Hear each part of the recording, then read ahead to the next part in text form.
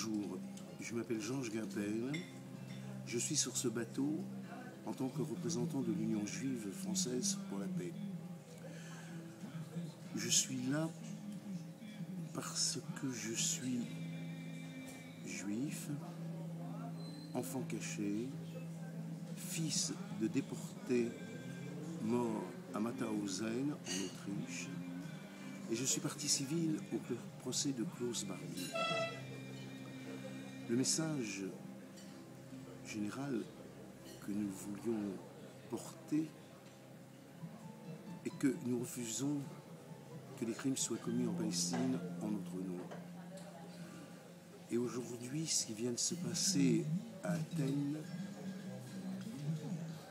sur le rivage de l'Europe occidentale, est particulièrement révélateur. La coordination nationale a émis un communiqué hier ou avant-hier en disant les masques sont tombés. À mon avis, les masques sont tombés 2 fois. Les masques sont tombés d'une part parce que nous voyons la collusion de l'Europe avec Israël, de l'Amérique avec Israël, mais là, il y a un autre aspect. Les masques sont définitivement tombés sur les rapports que nous devons avoir avec l'histoire et avec la mémoire. Il y a 2 ans, lors de l'opération Plomb durci, les masques israéliens sont tombés. Cet État juif qui porte prétendument notre histoire refaisait à nouveau des actes criminels dont certains relèvent du crime contre l'humanité. Le droit international était encore une fois bafoué. Aujourd'hui, ce qui vient de se passer à Athènes est un événement encore plus considérable. Les masques sont tombés.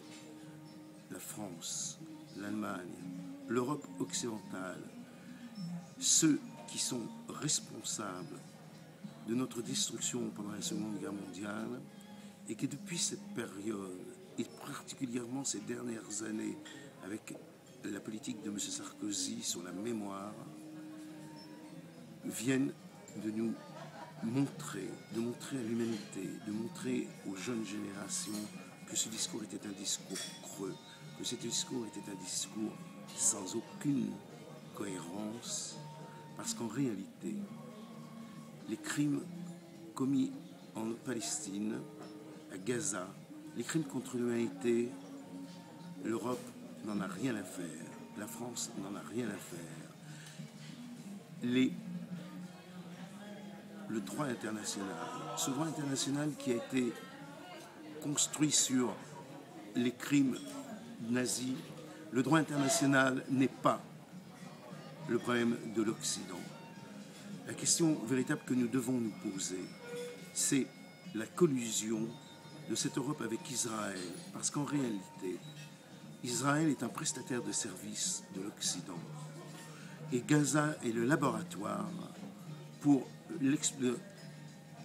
mettre en place les méthodes modernes d'oppression de larges groupes humains. Gaza est un laboratoire pour l'Occident, pour l'enfermement, la répression, et pour pouvoir garder pendant des périodes très longues des pans entières de la société dans des camps qui sont des camps de concentration et pas autre chose. Il y a quelques années, le 11 juillet 2004, la Cour internationale de justice condamnait la construction du mur et la politique qui allait avec. Les États étaient tenus de tout faire pour arrêter la politique criminelle israélienne. Nous venons de voir hier, le 1er juillet 2011 à Athènes, toute l'hypocrisie de ce discours s'effondrer totalement. Les générations futures ont maintenant en charge d'écrire l'histoire du XXIe siècle. en oubliant définitivement la question des criminels.